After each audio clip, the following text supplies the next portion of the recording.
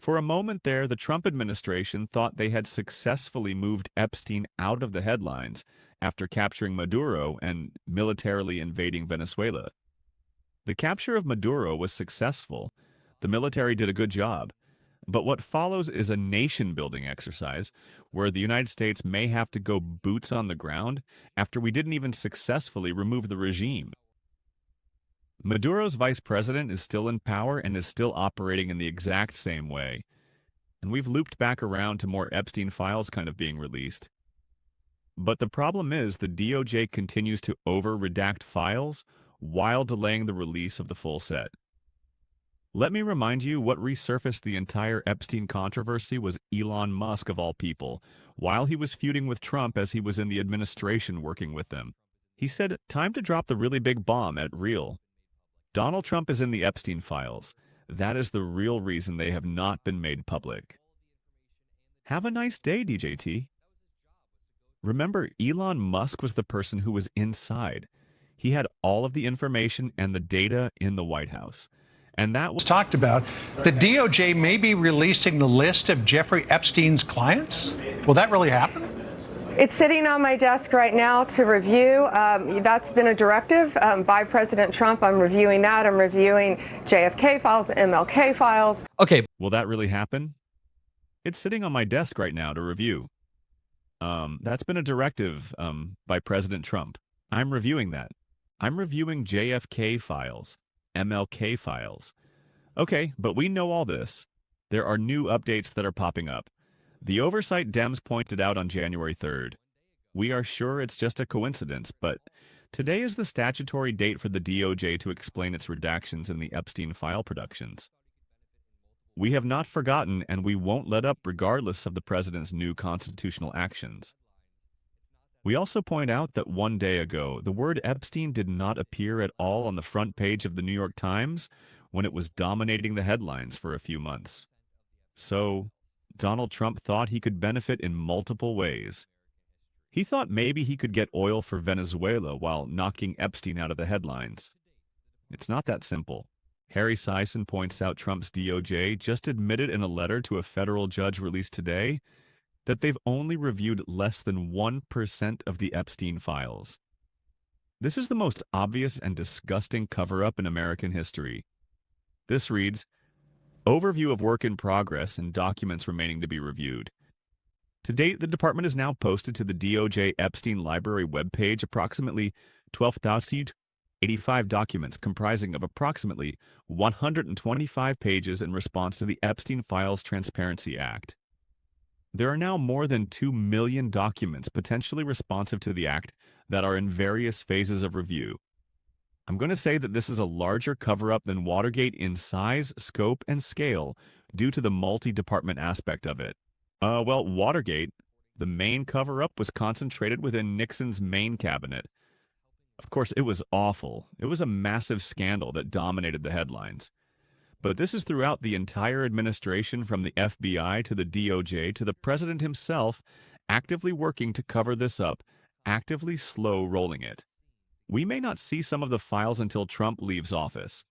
According to the DOJ, Epstein's emails also show that Jeffrey Epstein was helping Russia blackmail Donald Trump. Joni says, "I will continue posting about this until more people are aware."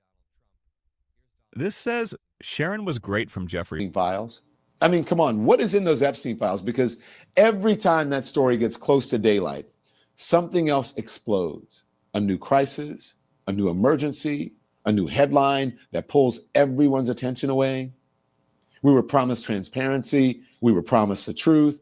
Instead, we got delays. We got silence. We got noise. And then suddenly, nobody's talking about Epstein right now. Nobody's talking about the delays, the chaos, that we're not going to be able to get it all out on time. There are a million more files. No one is talking about that. There's no context to the files. Nobody's talking about who's named, talking about who's nervous. We're talking about Venezuela and a situation that Donald Trump likes to do, a playbook that he chooses to use all the time. He extracts from the same playbook. He runs the same play over and over. He's like the quarterback. Omaha, let's do Omaha for to be able to get it all out on time.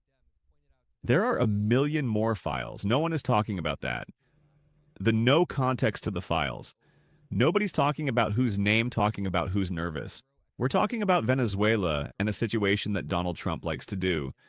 A playbook that he survivors came out today calling for Trump to be impeached over the handling of the file release. Let me point out, due to a series of unfortunate events, this could very... Continuing on, the Oversight Dems pointed out today the Epstein files production we received from the DOJ last month was both incomplete and overly redacted. Entire pages blacked out with zero explanation. A clear obstruction of justice for survivors and accountability for co-conspirators. Those same survivors... essentially a lame duck, and Epstein survivors themselves are calling for him to be impeached over his handling of the file release. 8 of the main Epstein... play out. Republican Representative Doug LaMalfa died earlier last night. Marjorie Taylor Greene resigned from Congress last night. A special election on Texas will be held to put another Democrat in office. And Mike Johnson's House majority will be not... Un clan de pedófilos quiere acabar la democracia en Colombia. Duro, sí, pero ahí está la realidad. Y para que no salga la lista, entonces nos envían acorazados a matar pescadores de esta ciudad. Y amenazar al vecino, que si dictador o no, ¿cómo que el pueblo de Colombia va a aplaudir que invadan a su hermano que no es el presidente? A clan of pedophiles is trying to destroy our democracy. Colombia.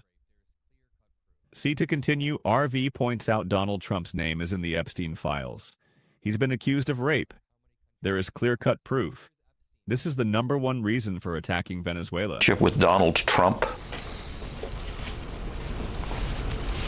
What do you mean by personal relationships? Have you socialized with him? Yes, sir. Yes? Yes, sir. Have you ever socialized with Donald Trump in the presence of females under the age of 18? Though I'd like to answer that question, at least today, I'm going to have to assert my 5th, 6th, and 14th Amendment rights, sir. Donald Trump in 2016, if you're innocent, why are you taking the 5th Amendment? Maybe ask that to your friend Jeffrey Epstein. I'm going to leave it there. I'll see you all in the next